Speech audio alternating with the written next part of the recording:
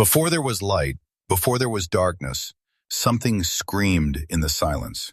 Not a voice, not a sound, a rupture. And from that rupture, the first mother opened her eyes. They would later call her Emera, though she had no name then. She rose from the stillness like a continent lifting itself out of unseen waters. Mountains formed along her spine. Valleys curved in the hollow of her ribs. Rivers traced the slow pulse of her veins. She was not born. She simply was the first certainty in an endless uncertainty. For a time, she existed alone. And loneliness, even in a goddess, is a dangerous thing. So Emera reached upward. From her breath she shaped Calum, the Sky Father. He stretched vast and shimmering above her, cloaked in drifting silver light. Where she was solid and fertile, he was distant and infinite. Where she nurtured, he observed. He covered her completely, pressing himself against her mountains and plains, and in that union the first children were conceived. They were called the firstborn, 12 of them, radiant and terrible, embodiments of storm, tide, flame, memory, shadow, and time itself. They were not gentle beings. They were raw forces given form. When they moved, tectonic plates shifted. When they breathed, oceans churned. At first, Calum admired them. Then he began to notice something unsettling. They were growing. They did not bow when he descended. They did not tremble when thunder rippled across his vast blue chest. Their eyes, when they looked at him, did not hold reverence. They held potential. And potential, to a ruler, looks too much like replacement. Fear entered the sky. It did not arrive as a storm. It arrived quietly, coiling itself around Calum's thoughts. He remembered how he himself had risen from Emera's longing. If he could be shaped, so could something else. If he could emerge, he could be erased. The prophecy came not from an oracle, but from his own dread. One of them will unmake you. That was enough. The next time Emera labored, her cries echoing through the forming world, Calum descended not as lover, but as tyrant. As each child emerged, luminous and fierce, he seized them. One by one, he forced them back into the depths of their mother's body, sealing them within cavernous chambers beneath her skin. The world shook with Emera's scream. Mountains split. Oceans surged. The rivers turned bitter with salt. Her children were alive within her, conscious in the dark, pressed against stone and root. They felt her pain. They felt his betrayal. And Calum, high above, convinced himself it was mercy. Better they remain unborn than rise against him. Better silence than rebellion. But repression does not erase what it buries. It hardens it. Ages passed in suffocating stillness beneath Emera's crust. The firstborn whispered to one another in the dark. Their anger fermented, their grief sharpened, and Emera listened. She felt every restless shift of their power inside her. She felt the way her own body strained to contain what had been denied its right to exist. Love twisted into something heavier, into resolve. If the sky would not trust his children, then the earth would arm them. Deep within her molten heart, Emera forged a blade, not of iron, not of fire, but of obsidian drawn from the core of her being. It was curved like a crescent moon and sharp enough to sever destiny itself. She carried it to her imprisoned sons. "Which of you," she asked, her voice trembling through fault lines and forests alike, "will free us?" Silence answered first. Then a voice from the deepest chamber spoke. Tharos. He was not the strongest among them, nor the brightest, but his mind moved like shadow across water, calculating, patient. Where others burned with fury, he cooled it into strategy. "I will," he said. Emera did not smile. She did not bless him. She only gave him the blade. The next time Calum descended to press himself against the earth, confident in his dominion, the trap was already set. The sky darkened with false calm. The winds stilled, and from the cavern of Emera's pain, Tharos rose. He did not shout. He did not hesitate. The obsidian arc flashed. The scream that followed tore the horizon apart. Calum recoiled, light splintering from him in shards. Blood luminous and burning rained down upon Emera's surface. Where it struck, new beings were born. The Furies, with eyes of vengeance, and the Colossi, towering embodiments of unresolved wrath. The sky withdrew, diminished and broken, retreating to heights he would never again fully descend from. But as he fled, Calum's voice thundered one final curse. "You will learn what fear does to a father," he roared. "You will taste it, and when you do, you will become me." The words embedded themselves in Tharos like splinters. The firstborn emerged from their prison, blinking against the light of a world newly wounded. Emera breathed easier. The earth steadied. A new ruler stood where the sky had fallen, and for a moment, just a moment, it felt like freedom. But deep inside Tharos, something had already begun to grow. Not hope, not triumph, fear. And somewhere beyond time's horizon, the weavers unseen, unnamed, began to spin. The first thing Tharos did after cutting down the sky was look upward. Calum was still there, distant now, thinned into a pale arch of trembling light, but no longer pressing, no longer suffocating. The world breathed differently. The winds moved without permission. The mountains no longer groaned under invisible weight. The firstborn stood around their brother in a ring of firelight and shadow. Some looked at him with awe, some with quiet calculation. Emera watched in silence, her vast body settling after ages of strain. "You are king now," one of them whispered. Tharos did not answer immediately. He could still feel the resistance of bone against obsidian. He could still hear the echo of his father's curse reverberating inside his skull. "You will become me." He pushed the thought away. "I will rule differently," he said at last. And for a time he believed it. They called it the Dawn Age. The seas calmed under the guidance of Maros, Lord of Tides. Flames burned steady in the hands of Pyrrhion. Memory flowed through Solmar like a gentle current, preserving what had nearly been erased. Lyra, luminous and warm, brought harmony where there had only been fracture. The world flourished. Forests thickened. Rivers widened. Creatures roamed without trembling at every tremor in the sky. Even Emera seemed lighter, her mountains less jagged, her valleys deeper with promise. Tharos ruled from the summit of ashen stone, a throne carved from the very bedrock that had once imprisoned him. He listened to counsel. He decreed with measured restraint. He did not descend violently as Calum had. He watched, and slowly, subtly, something began to shift. It started with laughter.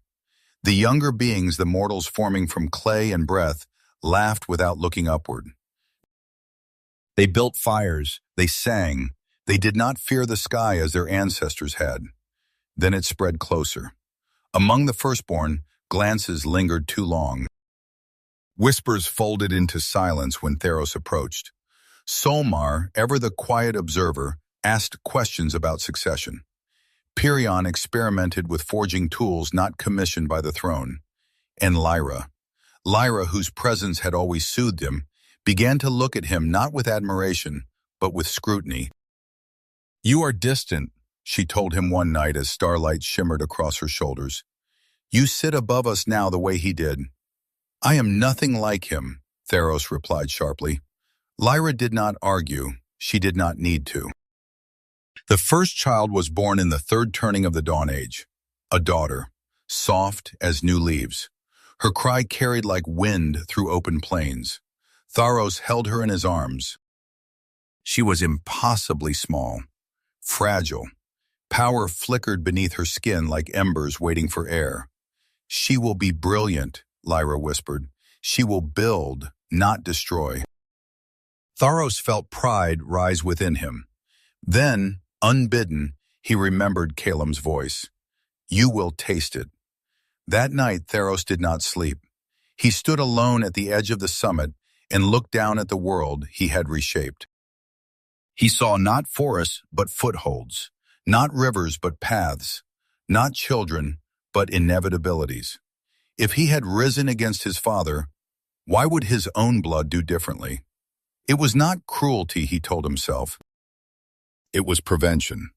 When Lyra placed their daughter in his arms again, trusting and radiant, Tharos smiled. Then he opened his mouth. The act was swift. There was no scream, not from the child. Not from him. Lyra did not understand at first.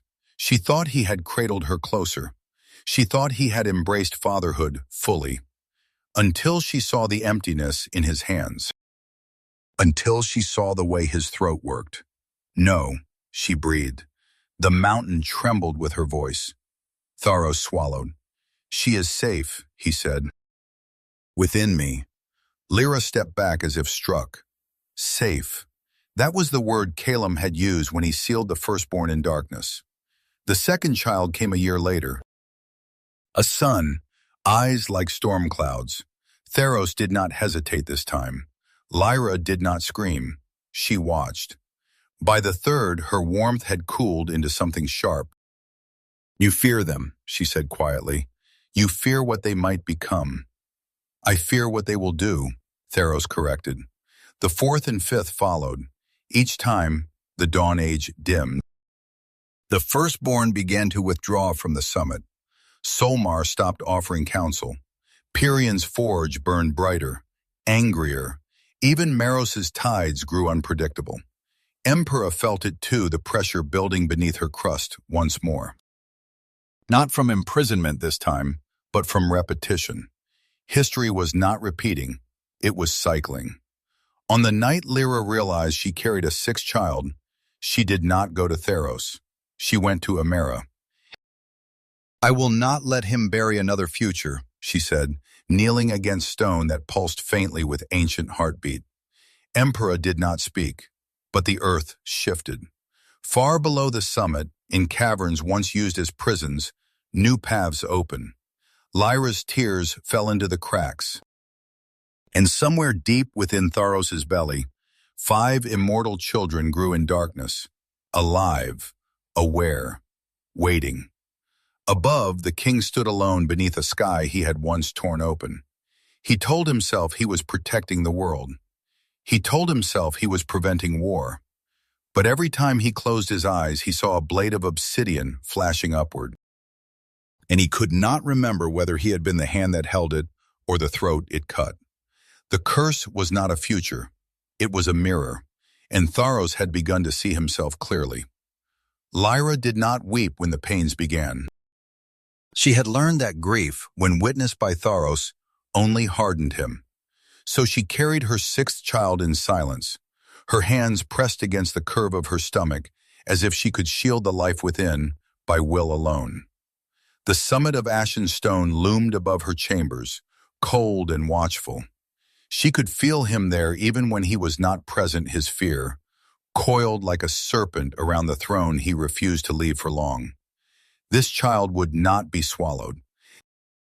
She had sworn it to Amera, and the earth had answered. On the night the sky turned the color of bruised iron, Lyra descended. Not through the grand halls, not through the ceremonial stairways carved for gods. She slipped through a fissure in the mountain, a seam Amera had opened beneath her bare feet. The air grew warmer as she moved downward. The stone hummed softly, as if remembering another time when children had been trapped within it. But this time, it would be different. The cavern she entered was vast and shadowed, lit only by veins of molten light pulsing through the walls. At its center stood a cradle of black stone, shaped not by hand, but by tectonic patience. There, with no witness but the breathing earth, Lyra gave birth. The child did not cry. He opened his eyes and looked at her as if he already understood. His gaze was not soft. It was steady. Aethon, she whispered, naming him for the spark that lives beneath ash. She held him to her chest only long enough to memorize the weight of him. Then Emera moved. From the cavern floor rose a fragment of stone, smooth and heavy. Lyra wrapped it in swaddling cloth, her hands trembling not from weakness, but from the enormity of what she was about to do. Above, thunder rolled. Tharos had sensed the shift. When Lyra returned to the summit, pale and silent, he was already waiting. The storm light around him flickered erratically, shadows cutting sharp lines across his face. "The child," he said. Lyra did not meet his eyes. She placed the bundle in his arms. For a fraction of a moment, a heartbeat stretched thin, something like hesitation crossed his features. He felt its weight. He felt the faint warmth through cloth. He did not unwrap it. He did not look. Fear does not require confirmation.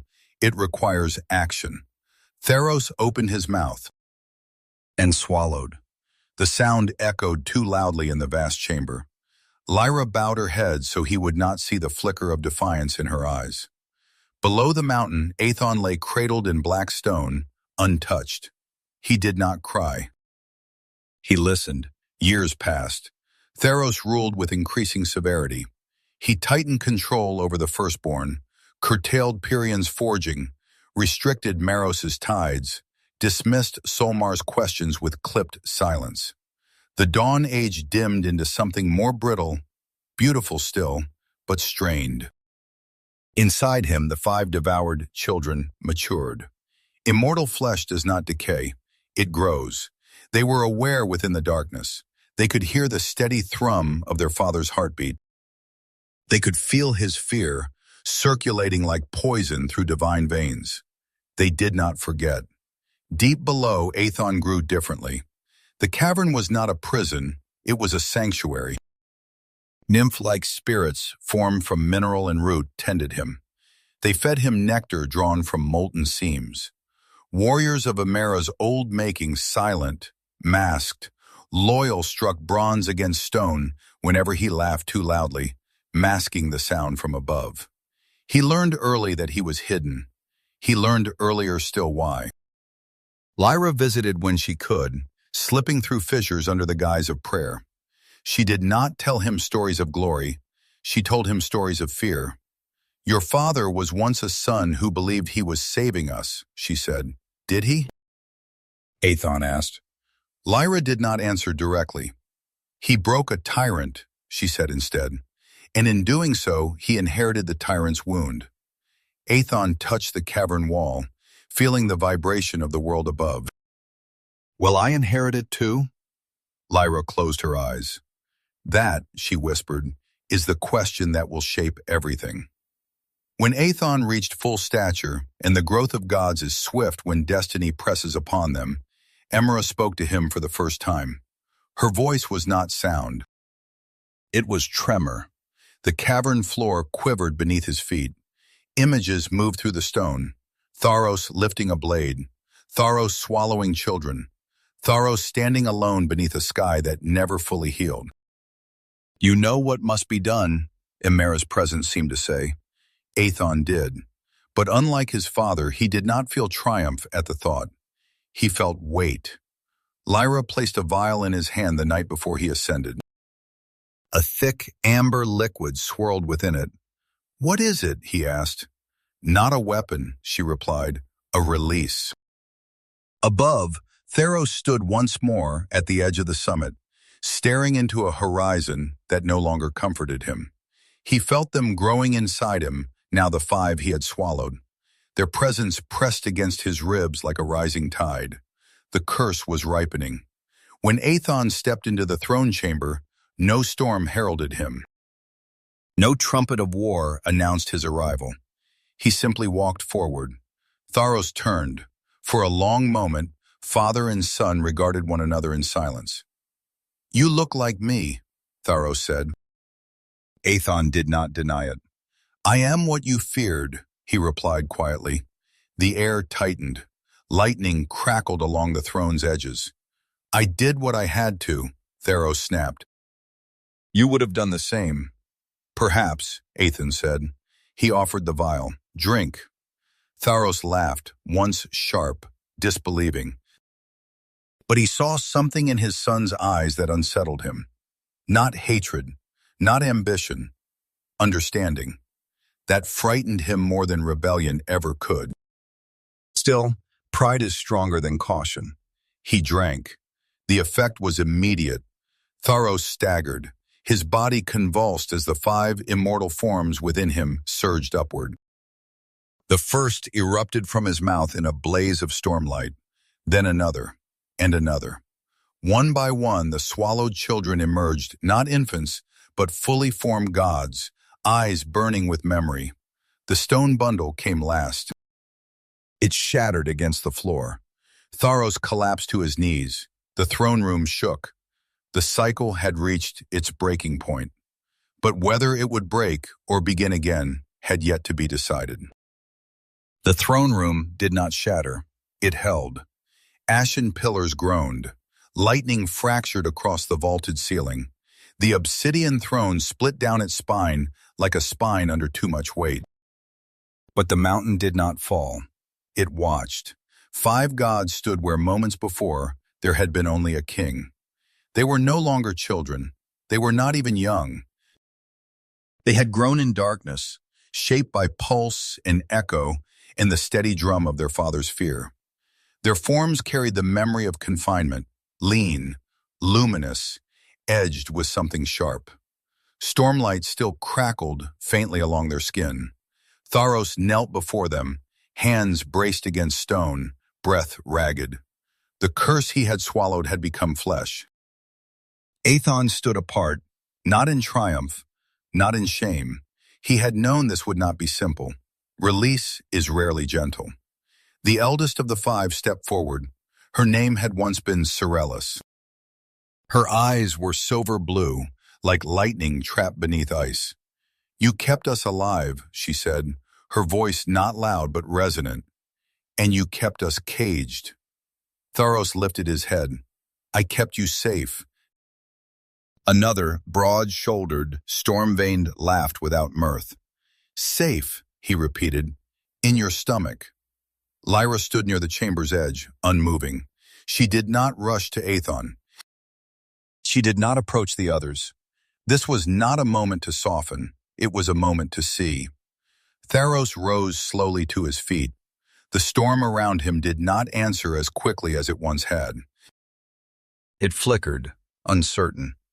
"You would have risen against me," he said, gaze moving across the 5, then landing on Aethon. "You all would have." Cerelis tilted her head. "And if we had?" He had no answer that did not sound like Calem's. The silence pressed harder than thunder. Aethon stepped forward. "I did not free them to replace you," he said quietly. Tharos's jaw tightened. "You freed them because you believe you are different." Aethon did not deny it. "I freed them because you were becoming him." The words struck clean. No scream followed. No blade was drawn. But something in Tharos's posture shifted not in fury, but in recognition. The mountain trembled once. Emperor was listening. The 5 released gods moved instinctively outward, spreading through the chamber like a constellation rearranging itself. The one who had laughed, Kaler, lifted his hand, and thunder rolled in answer.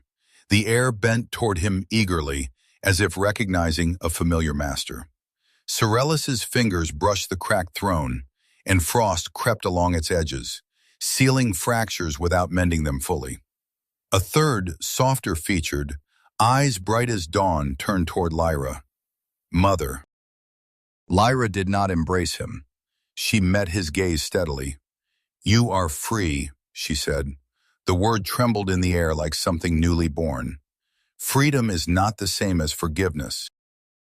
Tharos felt the shift in balance. For the first time since he had cut down the sky, he was not the singular axis upon which the world turned. The room no longer oriented itself around him. It moved around all of them. Aethon approached his father slowly. "You feared being overthrown," he said, "so you consumed the possibility." Tharos's voice was hoarse.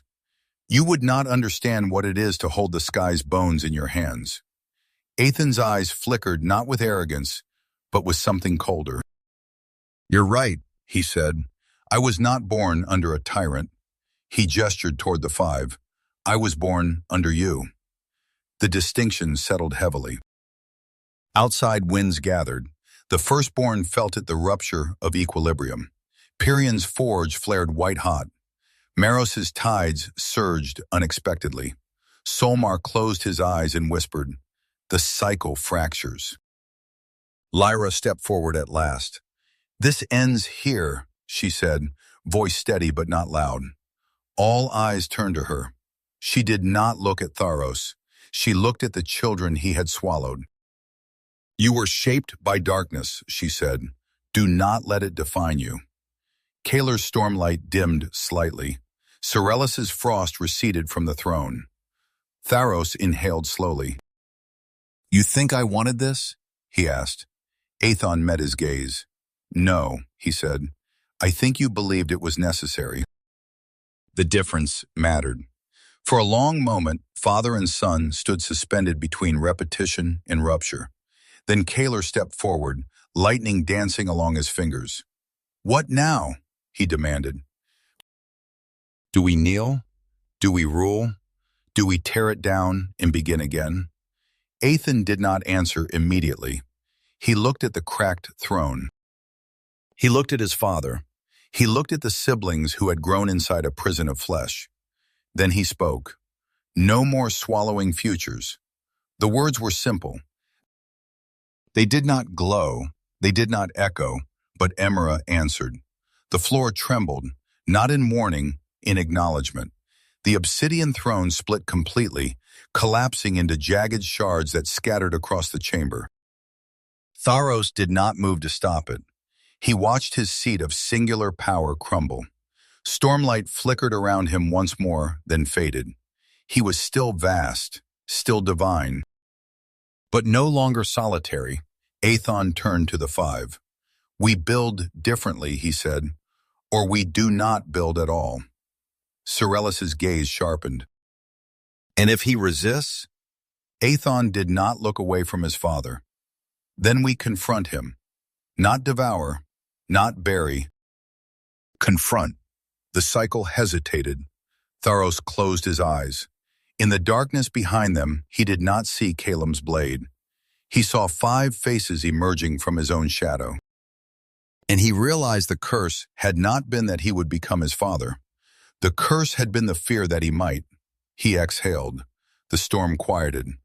Outside, the world held its breath, not in dread this time, but in possibility. The Dawn Age had ended long ago. But something else, fragile and untested, had just begun. The storm did not return.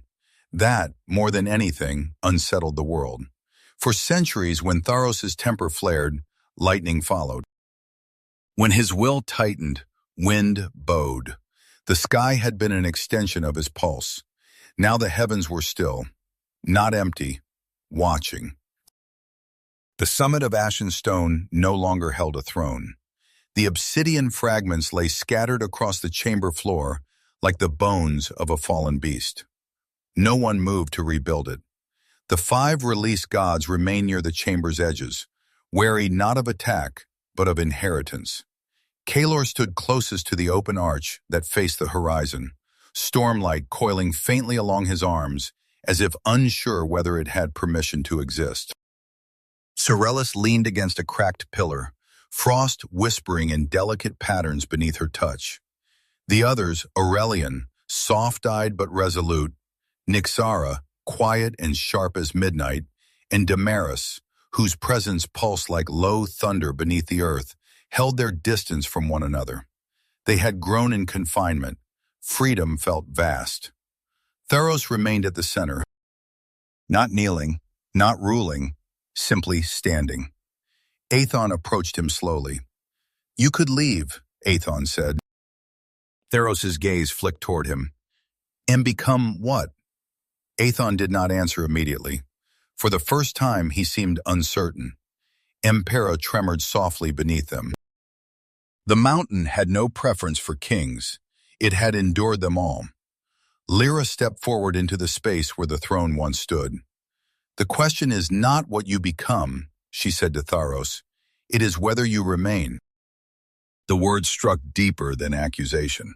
Tharos's jaw tightened. "You speak as if I am already gone." Lyra met his gaze evenly. "You have been ruling from a wound." Silence followed. Below the summit, the world was stirring. Without a singular axis, forces shifted. Maros's tides rolled farther inland than expected. Pyrion's forge erupted in a column of white flame that split the horizon for a heartbeat. Mortals looked to the sky and found it neither threatening nor protective. The balance had loosened, and loosened balance invites chaos. The first fracture came at the coast. Maros, long restrained by Tharos's command, felt the absence of imposed order like a door flung open. Waves rose higher, not in rebellion, in curiosity. But curiosity from a god can drown cities. Aethon felt it. "So this is what happens," Kalar muttered, glancing toward the distant sea. "Remove a tyrant, and the rest of us forget how to stand still." Sorellis's frost crept farther up the pillar. "Power does not disappear," she said softly. "It redistributes." Damaris closed her eyes and pressed his palm to the stone. "The earth groans," he murmured. "It does not yet trust this silence." Tharos heard them. He felt the shift in tides. The temptation to act, to command, to strike the sea flat with a single thunderclap surged within him. He could fix this. He had always fixed things with force. His fingers curled. Lightning flickered faintly. Aethon watched him carefully. "You can stop it," Aethon said quietly, "but you cannot control it." The distinction hung sharp. Tharos looked toward the horizon. Far away, he could see waves building into something more than weather. Maros was testing the edge. Tharos inhaled, then did something he had never done before. He stepped aside. "Go," he said to Kalar. The storm-blooded god's head snapped toward him. "Me? You command wind," Tharos replied. "You know its shape." Kalar hesitated only a fraction of a second before launching from the summit in a burst of thunderlight. The chamber shook as he vanished into cloud. Sorellis pushed away from the pillar. "I will go north," she said. "The ice is thinning too quickly." She did not wait for permission. One by one the others moved. Nyxara dissolved into shadow. Damaris sank into stone. Aurelian turned toward the eastern valleys, where crops leaned uncertainly in restless breeze. Within moments, only Tharos, Aethon, and Lyra remained. The mountain felt larger without a throne. Tharos watched the empty chamber. "You think this is better?" he asked Aethon quietly. "I think it is honest," Aethon replied. Tharos turned to him fully. "And when one of them rises against you?" Aethon did not look away. "Then I will confront them. And if they strike first, then I will not swallow them." The words were not defiance, they were vow. Lyra moved closer, her presence warm but no longer pleading. "This is the part your father never understood," she said. "Control is not stability. It is pressure." Tharos exhaled slowly. He felt lighter. Not absolved, but less alone in the burden. Far off, thunder rolled, not destructive but dispersing. Kalar was breaking the swell before it reached the coast. Frost traced the northern winds as Sorellis reinforced thinning ice. The world did not collapse. It adjusted. Aethon stepped toward the shattered throne pieces and knelt, lifting a shard of obsidian. He studied his reflection in its dark surface. "You do not have to vanish," he said to Tharos. "You just cannot stand above us."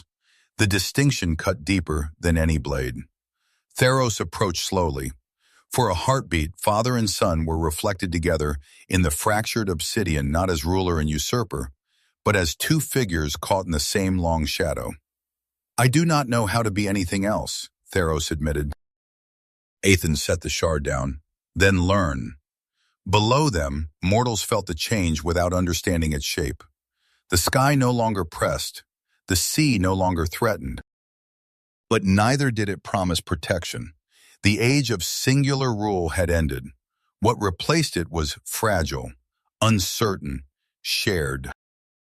Tharos walked to the edge of the summit and looked outward. The storm did not answer his thoughts. It waited. For the first time, he did not command it. He listened. The sea did not forgive easily. Though Kalar's stormlight split the towering swell and Sorellis's frost sealed the thinning ice, the world had already felt the tremor of imbalance. Mortals along the coast of Virith gathered driftwood from broken docks and whispered prayers not to one sky, but to many uncertain names. It was the first time they did not know whom to fear or whom to thank. At the summit, no throne had replaced the shattered one. The chamber remained open, wind moving freely through its fractured arches. Power no longer pooled in one place. It circulated. But circulation is not harmony. It is motion, and motion can collide. The second fracture did not rise from sea or sky. It came from below. Damaris felt it first. He had descended deep into Amara's underlayers, where heat folded against stone and pressure shaped continents. He moved through magma veins and fault lines like a thought through memory. Something was tightening, not corruption, not rot. Something coiling. Mother, he whispered into the tremor. Empera did not answer with comfort. She answered with warning. A distant mountain, not ashen summit, but one far to the west, long dormant, pulsed once. Twice, then split. Ash did not erupt in fury. It exhaled slowly at first, a dark plume unfurling into sky like ink bleeding through parchment. Mortals below stared upward as gray dust drifted across fields and riverbanks. Crops bent under unfamiliar weight. Livestock panicked. The world did not burn. It smothered. At the summit, Athan felt the shift and turned sharply toward the horizon. Damaris, he breathed. Tharos felt it too, the pressure beneath stone, the urge to answer eruption with counterforce, to slam the crust closed, to suffocate the breach. He clenched his jaw. He did not move. Nyxara emerged from shadow at the chamber's edge, her form flickering like twilight. The ash will choke the lowlands, she said quietly. Fear will follow. Fear always follows, Lyra replied. The difference now was who would answer it. Aethon stepped toward the arch. I will go, he said. Tharos's voice cut through the wind. You will not seal it. Aethon turned. I know. That was the fracture between them. Tharos's instinct to suppress, Aethon's instinct to balance. Aethon descended the summit not with thunder, but with light, a steady radiance that did not blind. When he reached the western mountain, ash was already coating the ground in thin gray sheets. Damaris stood near the fissure, hands pressed to stone, sweat glistening like molten glass across his skin. It is not anger, Damaris said without turning. It is release. The mountain's breath had been held for too long. Aethon stepped closer to the fissure's edge. Heat rose in shimmering waves. Mortals knelt at a distance, unsure whether to flee or pray. Aethon did neither. He extended his hands, not to close the wound, but to widen it slightly, to allow the pressure to escape in controlled breath rather than explosive scream. Damaris's eyes widened. You would let it burn? I would let it breathe, Aethon replied. Above, ash thickened, but the eruption did not escalate. It steadied. Tharos watched from afar. He could end it with a single strike. He knew the pattern of volcanic pulse. He knew how to force silence into stone. His fingers twitched. He did not lift them. Behind him, Kalar returned from the coast, stormlight dimmer but present. You let him go alone, Kalar said, not accusing, simply observing. I did, Tharos replied. And Tharos looked westward. And I am not certain whether that is strength or weakness. Kaelor studied him carefully. Perhaps it is neither. Far below, Aethan's light wove into the fissure's edges, creating channels for magma to flow without rupture. Damaris shifted his stance, guiding the molten paths toward uninhabited valleys. The ash fell thick, but not deadly. Mortals covered their mouths and moved livestock toward higher ground. Some looked to the mountain not with terror, but with wary respect. They were witnessing power without tyranny. That was new. As the eruption calmed into slow rivers of fire, Aethon lowered his hands. The ground beneath him still pulsed, but it no longer convulsed. Damaris exhaled heavily. You trusted me, he said quietly. I trusted the mountain, Aethon replied. When they returned to the summit, ash dusted their shoulders like gray snowfall. Tharos met Aethon at the arch. You widened it, Tharos said. I did. You risked losing control. Aethon's gaze did not waver. I risked forcing it back into pressure. The silence between them stretched. Below, the ash began to settle into fertile soil. Crops would struggle this season, but next season they would flourish. Sorella stepped into the chamber, frost trailing softly behind her. The north holds, she said, for now. Nyxara leaned against shadowed stone. The mortals are watching us differently. How? Lyra asked. Not as gods above, Nyxara replied, as forces among. Tharos absorbed that quietly. For ages he had been the axis. Now he was part of a shifting constellation. He walked to the place where the throne once stood and let ash fall from his palm to the stone. The world had not broken, it had adjusted. But adjustment required restraint. And restraint was a skill he had never needed before. The mountain hummed beneath them, not warning, not approval, possibility. The cycle had not ended, it had slowed. And in the slowing, something else was forming. Not a kingdom, not a rebellion, a balance that would need to be chosen again and again. Tharos closed his eyes. For the first time since he had swallowed his children, he felt something unfamiliar stirring beneath his ribs. Not fear, not power, patience. Ash settled into soil, and the world exhaled. For a season, balance held. Crops struggled beneath a thin gray veil, but did not die. Rivers adjusted their banks without drowning villages. The sea rolled with strength, yet without malice. The sky remained vast and unscripted. Mortals began to speak differently. They no longer prayed upward with singular desperation. They offered small thanks to wind, to frost, to flame, to stone. Not because they understood the politics of gods, but because they felt the difference. The gods felt it too. Shared power is lighter, but it is also louder. Kaelor found the storm restless without a single will directing it. He rode thunderclouds for days at a time, laughing into lightning, testing how far he could bend wind before it snapped back. Sorellus extended winter deeper into northern valleys, not in cruelty, but in experiment curious how far frost could reach before green protested. Nyxara lingered too long in mortal shadows, listening to secrets not meant for divine ears. Aurelian healed fevers in southern towns, sometimes without asking whether the lesson of sickness needed to be learned. Damaris reshaped riverbeds to ease flood, only to watch new currents erode old villages downstream. None of them intended harm.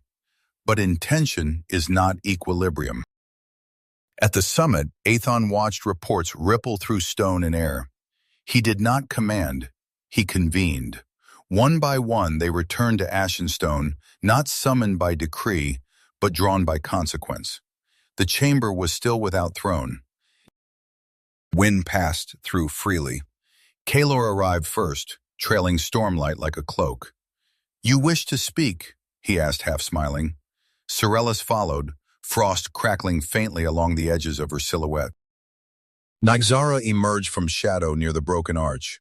Aurelian and Damaris came last, their expressions quieter, heavier. Tharos stood apart, observing, not leading, listening. Aethan stepped forward into the space once claimed by singular rule. "The sea nearly rose again yesterday," he said calmly. Kaelor shrugged. "It did not. The frost claimed a valley too soon," Aethan continued. Sorellus's jaw tightened. "The valley will bloom stronger." 3 villages downstream were flooded by redirected current, Aethan said, glancing at Damaris. Damaris did not argue. "I misjudged the slope." The chamber grew still. This was new. Under Tharos's reign, misjudgment would have been hidden or punished. Now it stood exposed. Tharos felt the old impulse stir to correct, to reassert order with decisive force. He remained silent. Aethan looked at each of them in turn. "We are not fragments of one will," he said, "but we are not alone in consequence either." Kaelor's smile faded slightly. "You want restraint. I want awareness," Aethon replied. Sorellus's frost dimmed. "And who defines the line?" Aethon did not hesitate. "Not one of us. All of us." Nyxara's voice slipped softly between them. "And when we disagree?" The question hung heavier than ash. Aethon glanced briefly at Tharos. The old king's gaze did not waver. "Then we speak," Aethon said, "before we act." Kaelor scoffed lightly. "You ask Storm to consult Frost before lightning strikes." "I ask Storm to consider where lightning falls," Aethon answered. The distinction cut clean. Outside, wind shifted, not violently. Listening. Aurelian stepped forward, voice steady. "We cannot unlearn power, but we can learn patience." Tharos's chest tightened at that word. Patience. He had only recently begun to understand it. Damaris pressed his palm against stone. "The earth adjusts slower than we do," he murmured. "It cannot keep pace with our impulses." Silence settled again. Not hostile, measured. Then Sorella spoke, frost threading quietly along the cracked pillar. "Very well," she said. "We convene before shaping large change." Kaelor rolled his shoulders but nodded once. Nyxara inclined her head in shadow. Aurelian offered a faint smile. Damaris bowed slightly toward Aethon. It was not submission, it was agreement. Aethon exhaled slowly. The first council had formed, not of ruler and subjects, of forces choosing coordination. Tharos stepped forward at last. They turned toward him instinctively, habit not yet fully dissolved. "I was not patient," he said simply. The admission carried no thunder. "Only weight.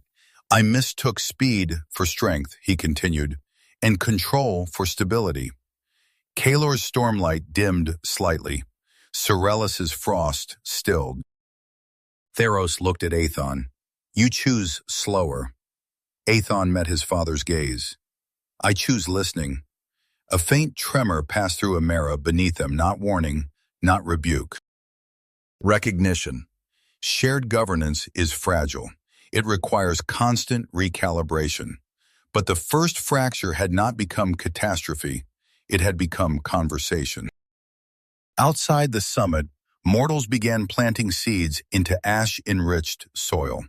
Children ran along riverbanks that no longer threatened sudden surge. Fishermen studied tides that moved with strength, but not wrath. They did not know of councils. They felt the difference. The chamber at Ashenstone no longer echoed with singular command. It hummed with layered voices. Tharos stepped back toward the edge of the arch, watching clouds drift without instruction. For the first time since he cut down the sky, he did not feel the need to shape it. He let wind move as wind wished. And in that restraint, something else settled within him. Not dominance, not fear, belonging. The cycle had not ended. It had widened. And for now, the world held. It was not the sea, nor the mountain, nor the storm that tested them next. It was silence. A long, unnatural silence that spread across the eastern plains. No wind moved the tall grasses. No insects hummed at dusk. Birds lifted from trees and did not return. Even the rivers seemed to thin, their surface unnaturally smooth. Mortals felt it first in their bones. Children stopped laughing mid-step, as if listening to something too faint for words. Farmers woke before dawn with the sense that the world had stepped slightly out of alignment. Nixara sensed it before anyone else. Shadow is sensitive to absence. She stood at the edge of a small village and watched as twilight fell without gradient. It did not darken gradually. It dropped, like a curtain pulled too fast. She closed her eyes and reached into the thin places between moments. Something was feeding on stillness. Not a god, not a force of nature, something older than both. At the summit, the council convened without summons. Aethon stood at the broken arch, watching the eastern horizon fade prematurely into gray. "You feel it," he said quietly. Sorellis's frost did not answer. It hovered uncertainly around her fingertips. "It is not mine," she said. Kalor's stormlight flickered, then stilled completely. "It is not sky." Damaris pressed his palm to stone and frowned. "The earth does not tremble," he murmured. "It holds." Tharos felt it too, not pressure, not imbalance, but withdrawal. As if something were siphoning vitality from the edges inward. Lyra stepped forward. "Life does not fear storm," she said softly. "It fears absence." Nixara emerged from shadow behind them. "It is not corruption," she said. Aethon turned sharply. "Then what?" Nixara's voice dropped to near whisper. "It is consumption." The word tightened the chamber. Kalor's jaw set. "Consumption of what?" "Of motion," Nixara replied. "Of change." In the eastern plains, grass did not sway because there was no air to move it. Water did not ripple because it had grown heavy. Even light seemed duller, as if filtered through unseen membrane. Mortals who walked too far into that stillness did not fall. They slowed. Then stopped, not dead, paused, like insects caught in amber. Aethon stepped forward. "This is not a force we command." Tharos's eyes darkened. "No," he said, "it is a force we created." They all turned toward him. "When Kalem imprisoned us," Tharos continued, "the world stagnated. Motion ceased. Emera groaned under stillness. Sorellis's frost retreated slightly. "You believe this is remnant?" Tharos shook his head slowly. "Not remnant. Echo. The cycle does not only replicate action, it replicates consequence. If power was once concentrated to suffocation, then dispersed too rapidly, something might seek equilibrium through opposite extreme. Not chaos, not tyranny, stasis." Aethon felt the weight of it. Shared power had prevented domination. But had it created drift? Kalor stepped toward the arch. "I can stir wind through the plains." Nixara shook her head. "It is not lack of air." Damaris's brow furrowed. "It is lack of permission." The phrase settled uncomfortably, as if the world had grown uncertain whether it was allowed to move. Aethon descended toward the eastern plains, the others following at measured distance. The stillness deepened with each step. Grass brushed against their legs but did not sway. Clouds hung overhead without shape. At the center of the plains stood something none of them had seen before. A circle. Not carved, not built. A depression in the earth where no plant grew, no insect landed. Within it, air felt thick. Sound muffled. Time stretched. Aethon stepped into the circle. His breath slowed. Not unwillingly. Inevitably. Kalor tried to call lightning. Nothing answered. Sorellus's frost failed to form. Nyxara's shadow thinned. Even Tharos felt his storm instincts dull. "Do you see?" Tharos murmured. "When we fractured the axis, we left no center." Aethon turned toward him. "You believe this is the world searching for singular rule again?" "No," Tharos replied. "I believe it is searching for coherence." The distinction mattered. Too much control suffocates. Too much dispersion fragments. The world had lost rhythm. Aethon knelt at the center of the circle and pressed his palm to earth. He did not attempt to command. He did not attempt to force motion. He listened. Beneath the stillness, he felt something faint, not fear, not hunger, uncertainty. Emperor did not tremble. She waited. Aethon closed his eyes. "Move," he whispered, not as decree, but invitation. Nothing happened. Kalor shifted impatiently. "This is folly." Tharos stepped forward. "No," he said quietly.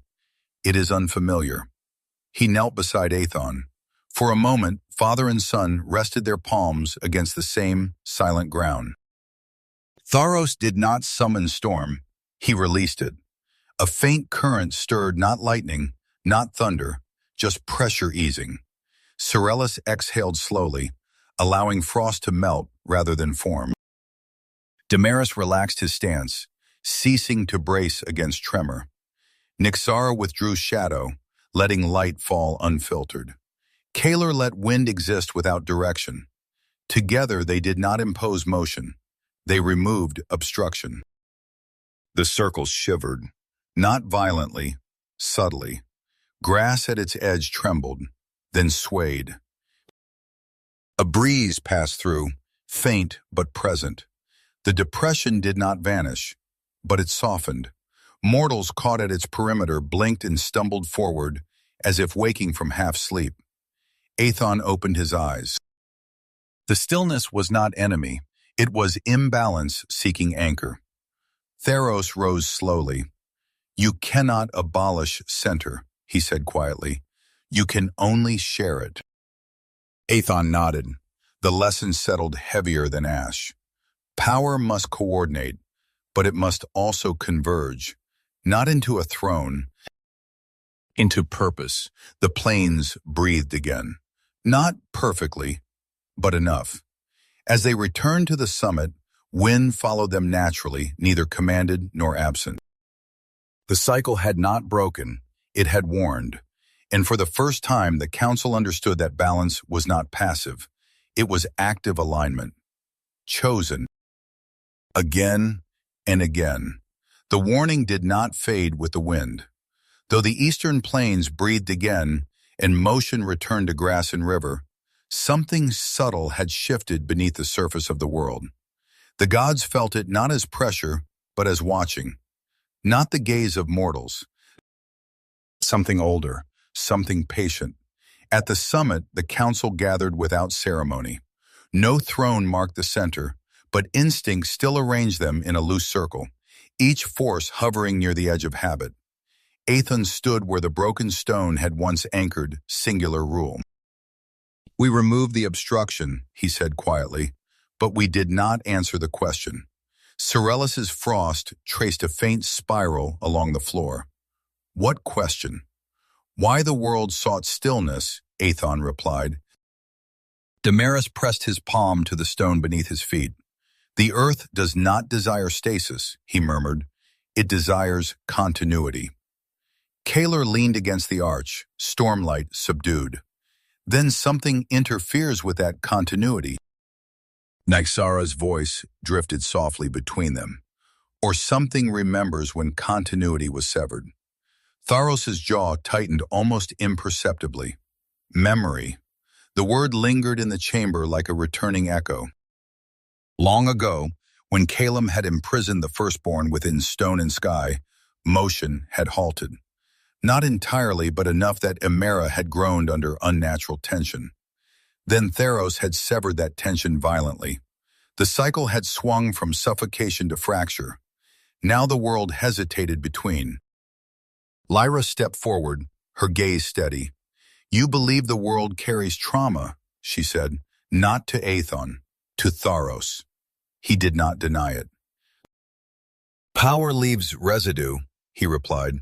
Outside, the sky dimmed earlier than it should have.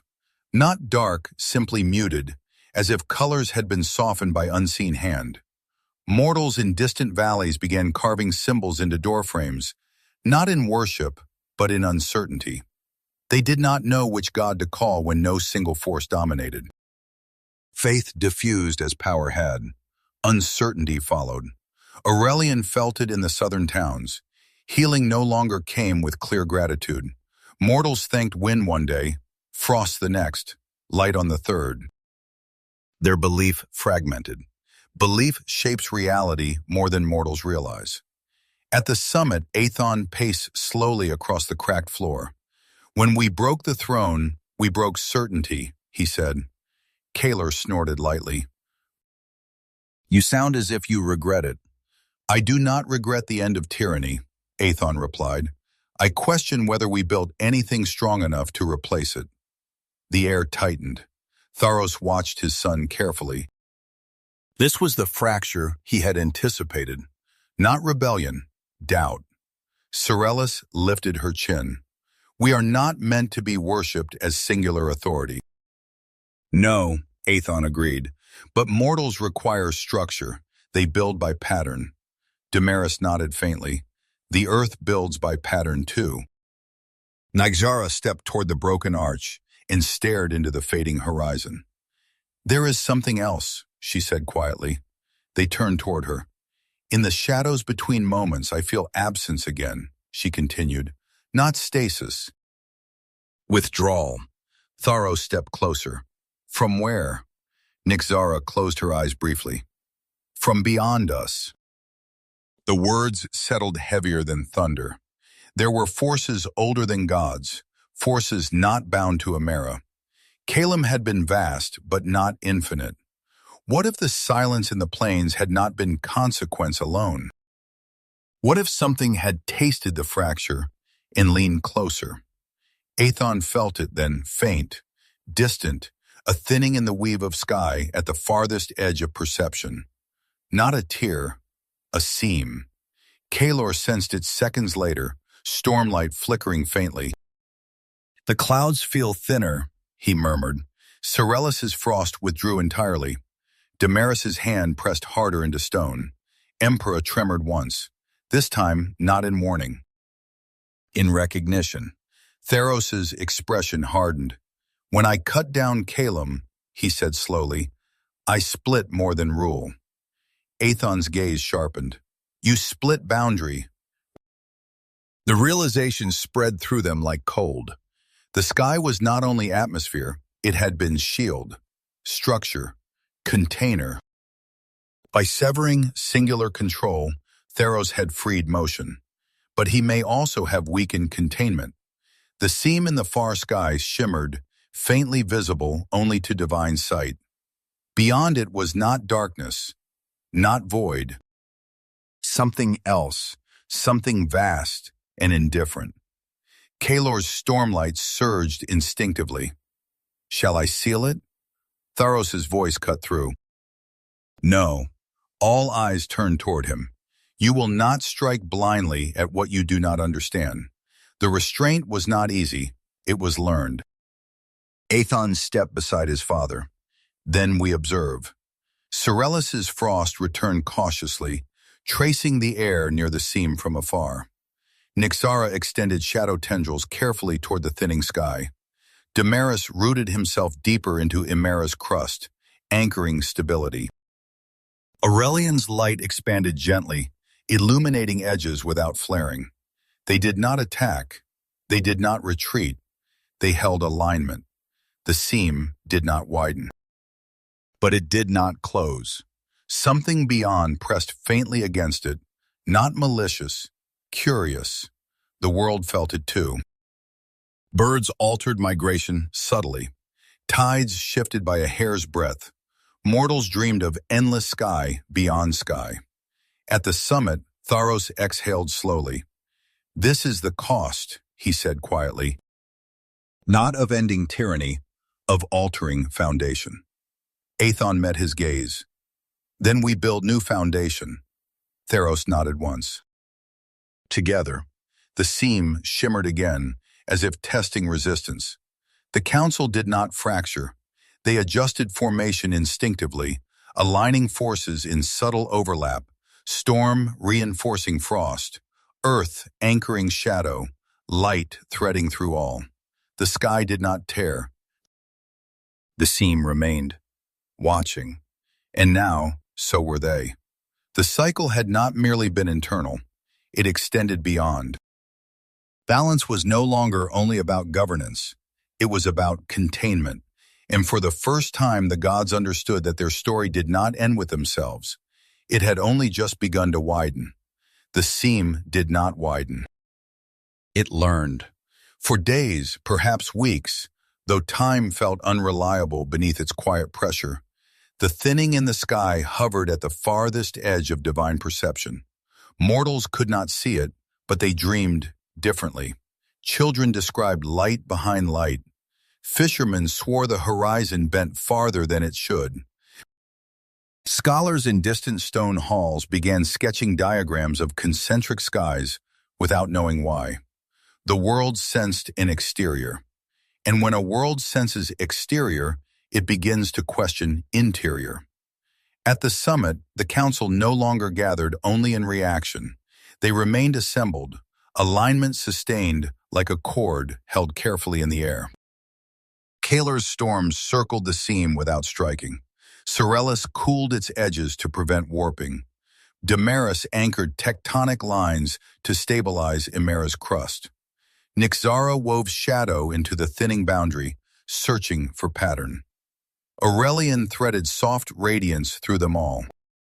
Aethon stood at the center, not as ruler, as convergence. Tharos remained near the arch, gaze fixed beyond the seam. I thought the sky was limit, he said quietly. It was container, Aethon replied.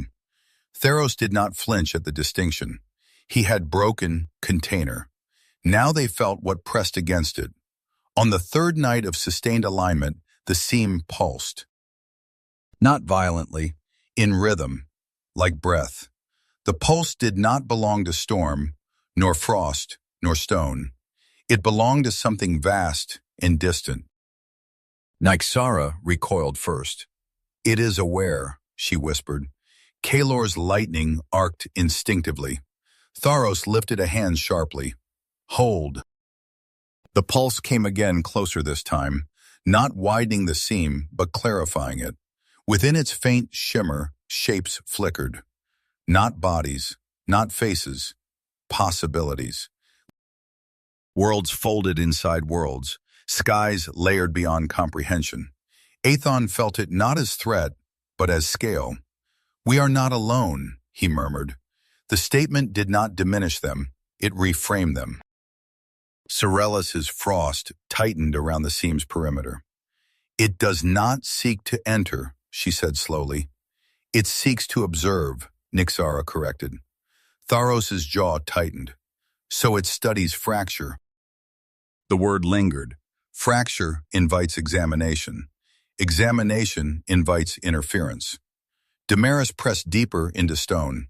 Emperor resists intrusion, he said. But she cannot resist curiosity. Aethon stepped closer to the seam, though still at safe distance. If it presses further? Kalor's stormlight surged. Then we strike. Aethon shook his head. Strike what? Silence answered. There was no form to attack, only presence. Aurelian spoke softly. What if we are being measured? Tharos's gaze sharpened. For what? Aurelian did not answer. He did not need to. Power invites comparison.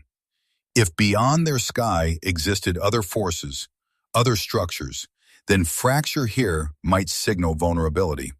Or evolution. The seam pulsed a third time slower. The rhythm did not destabilize the sky. It harmonized faintly with their alignment. Nyxara tilted her head. It responds to coherence, she said. Aethon understood immediately. When we align, it steadies. When we fracture, Tharos added quietly, it presses. The lesson unfolded with unsettling clarity. The seam was not purely external threat. It was mirror. Their imbalance had thin boundary. Their alignment reinforced it. Kaelor's storm dimmed slightly, tension easing. So we maintain harmony forever? Sorellis's frost shimmered faintly. Nothing is forever. Damaris's voice rumbled low, but foundation can be. Tharos stepped forward at last, moving closer to Aethon. When I ruled alone, I believed strength meant singularity, he said. Now I see singularity weakens boundary.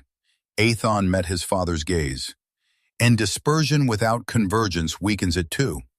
They understood now. Shared power must not only disperse, it must overlap. The council shifted subtly, forming not a circle, but a lattice storm crossing frost, light weaving through shadow, earth anchoring sky. The seam's pulse softened, not gone, calmed. Beyond it, shapes continued flickering, not retreating, not advancing, observing. The world below sensed something different as well. Dreams grew clearer. Mortals began building observatories, watching stars with new hunger. They felt expansion, not doom. At the summit, Tharos exhaled slowly. We are not at war, he said. No, Aethon agreed. We are at threshold. The word resonated through stone. Threshold does not demand violence. It demands choice. Nyxara withdrew shadow slightly from the seam, testing response.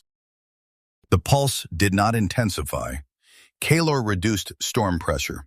The boundary held. Aurelian's light threaded more gently. Damaris deepened anchor points through Imera's crust. Sorellis cooled edges without freezing them. Aethon closed his eyes and did something none of them had attempted yet. He extended awareness beyond the seam. Not pushing, not prying, simply acknowledging. The presence beyond responded not with force, but with vast, quiet recognition. Like two horizons becoming aware of each other. He withdrew gently. It is not enemy, he said. Tharos's eyes searched his son's face. It is not friend either. No, Aethon agreed.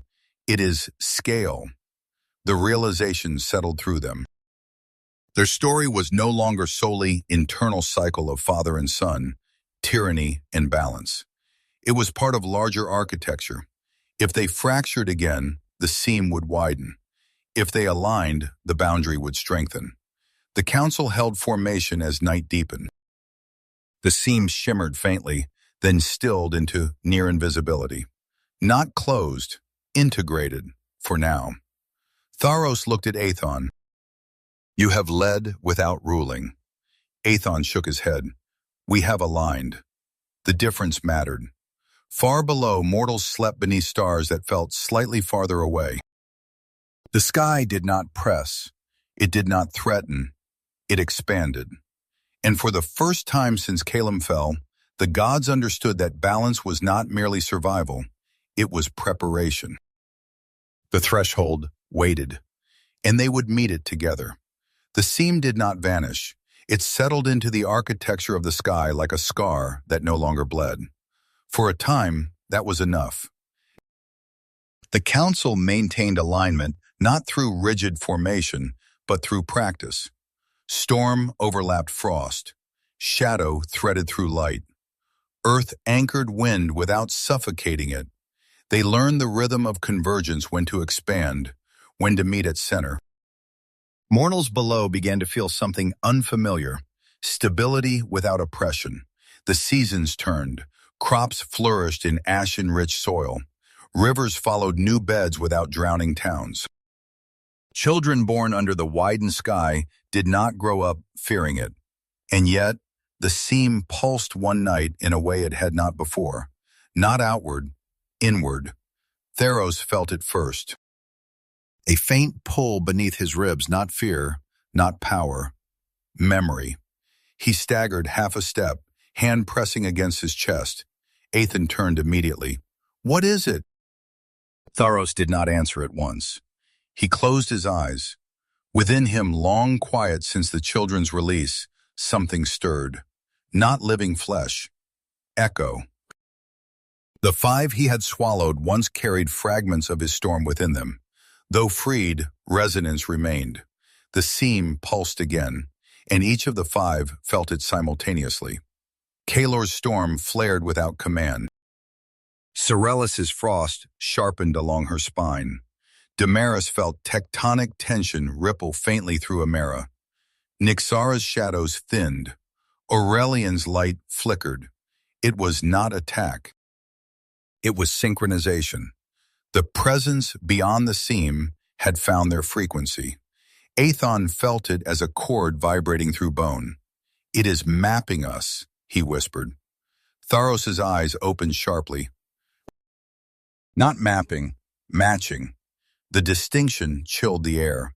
Beyond the seam, the vast presence did not need to invade. It only needed to understand. If it could replicate their alignment, it could bypass it.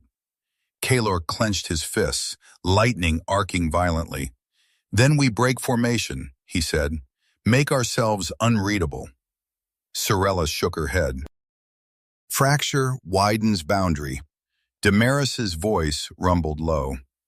"Alignment makes us legible." Silence settled heavy. Aethon understood the trap. If they dispersed, the seam might thin again. If they converged too rigidly, they could become pattern, predictable, replicable.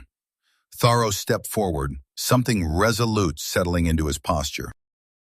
"I created this vulnerability," he said quietly. Aethon met his gaze. "You fractured container." "I fractured certainty," Tharos corrected. He looked toward the seam, which now shimmered faintly with harmonic pulse. "It seeks structure." Aethon's mind raced, then slowed. "What if we do not give it one?" Kalor frowned. "We cannot be chaos." "No," Aethon replied, "but we can be fluid." Sorellis's frost softened slightly. "Dynamic alignment." Damaris nodded. "Movement within cohesion." Nyxara's shadow deepened thoughtfully. "Unfixed center." Tharos watched his son carefully. "You propose we stop holding formation." "I propose we change it continuously," Aethon said. "Not random, adaptive." The presence beyond thrummed again, closer now, sensing their deliberation. Mortals across the world began waking from sleep with unease they could not name. The sky felt aware. The council moved. Not dispersing, not locking. Shifting. Storm braided with frost for a breath, then parted. Shadow wove briefly with earth before dissolving. Light threaded through wind in irregular cadence. They did not form circle or lattice. They flowed. The seam pulsed sharply, as if searching for fixed pattern. Finding none. Tharos felt something within him resonate one last time, the echo of swallowed children, the memory of singular rule. He exhaled slowly. "I release even this," he murmured. The final vestige of centralized storm within him dispersed outward, not exploding, not vanishing, integrating. Kalor felt the shift and steadied his lightning. Sorellis adjusted frost flow mid-arc. Damaris altered tectonic tension by fractional degree. Nyxara shifted shadow between pulses. Aurelian brightened and dimmed in asymmetrical rhythm. Aethon moved among them, not at center, not at edge. Coordinating motion without anchoring it. The seam's pulse faltered, not in retreat, in confusion. The presence beyond could not find repetition. It could not lock onto harmonic signature. The boundary strengthened subtly, not hardened, resilient. The pulse came once more weaker, then receded into distant shimmer.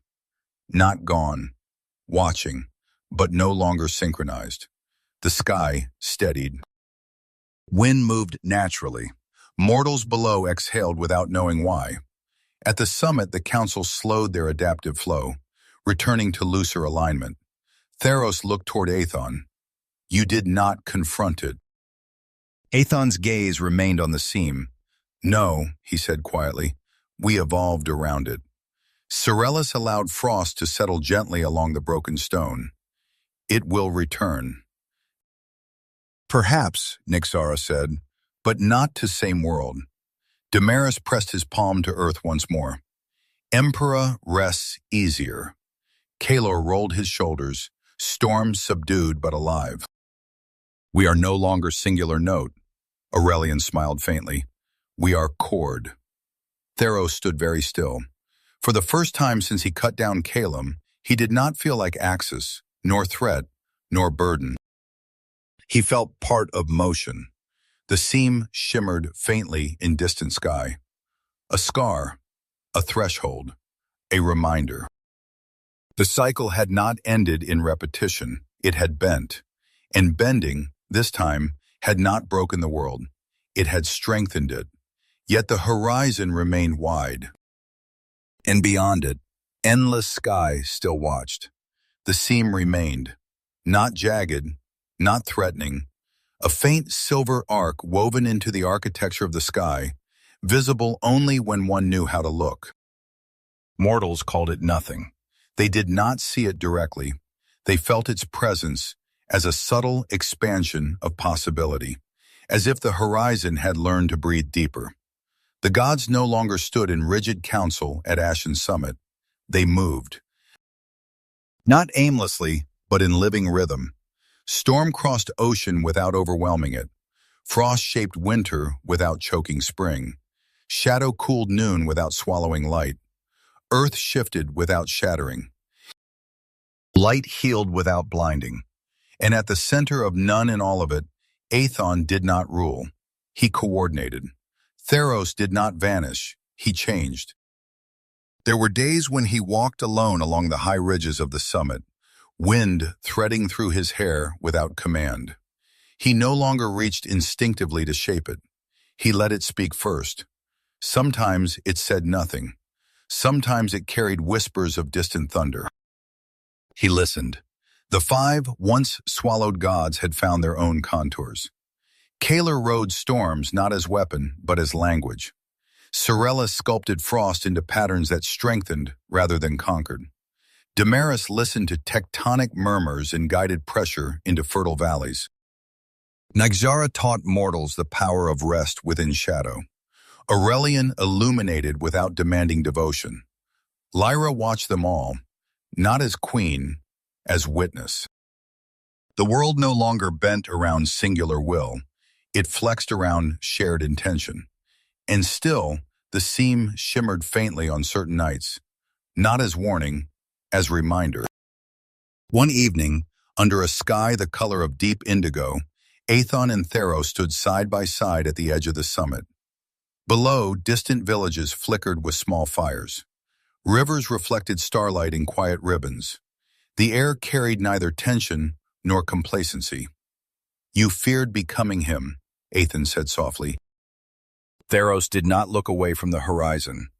I feared becoming inevitable. Aethon considered that.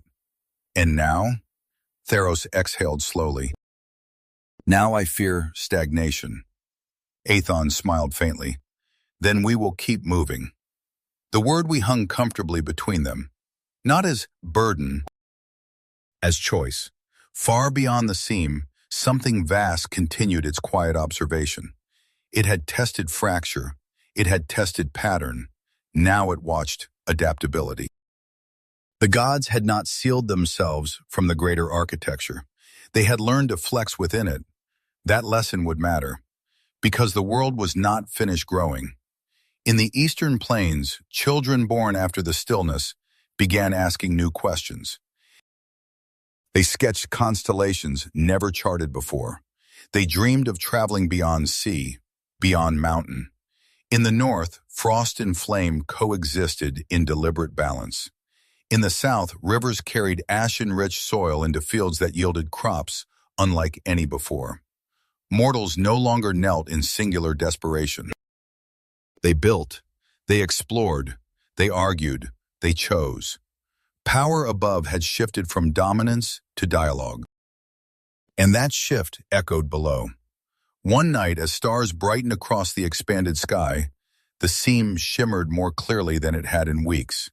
Not pulsing, opening, just slightly. A thin ripple of light passed through it. Not intrusion, not threat, invitation. The council gathered instinctively, feeling the shift. Kalor's storm stirred faintly but did not surge. Cerelus's frost steadied without freezing. Nyxara's shadow stretched but did not obscure. Damaris rooted deeper. Aurelian's light softened. Aethon looked at Tharos. "Threshold," he said quietly. Tharos nodded once. They did not attack. They did not retreat. They stepped closer together. Beyond the seam lay no battlefield. Only expanse. Possibility. The ripple passed fully through, dissolving into the sky above Emera without distortion. Nothing shattered. Nothing burned. The boundary flexed and held. The world did not end. It expanded. Aethon felt something settle in his chest, not triumph, readiness. Tharos felt something different, not fear, acceptance. The cycle that began with a son cutting down a father had not resolved into silence. It had matured into movement. Shared power had not eliminated tension. It had taught them to dance with it. The seam in the sky would remain, not as wound, as window. And somewhere beyond that window, other horizons waited. The story does not end here. It never truly does. If you felt the shift in the wind when Tharos chose patience, if you sensed the weight of the seam and the courage it took not to strike blindly at the unknown, tell me, what moment stayed with you most? The swallowing of futures, the breaking of the throne, or the first time Storm chose to listen? Leave a comment and share your thoughts. If you want to journey further into this world of fractured skies and evolving gods where balance is not given but chosen again and again like this story, and stay connected, because somewhere beyond the seam, another threshold is forming, and when it opens, we will step through it together. If this journey through fractured skies and evolving gods stirred something in you, if you felt the weight of power, the danger of control, and the quiet strength of choosing balance, then you were part of this story. Stories like this are not just about storms, seams in the sky, or ancient beings learning restraint.